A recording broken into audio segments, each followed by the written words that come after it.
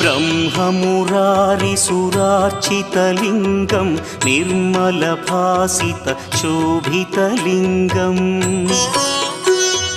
जन्मज दुःखविनाशकलिङ्गं तत्प्रणमामि सदा शिवलिङ्गम् देवमुनिप्रवरार्चितलिङ्गं कामदहन करुणाकरलिङ्गम्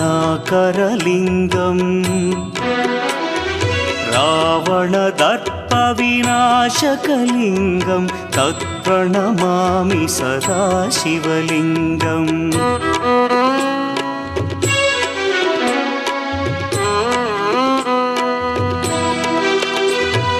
सर्वसुगन्धसुलेपितलिङ्गं बुद्धिविवर्धनकारणलिङ्गं सिद्धसुरासुरवन्द्यलिङ्गम्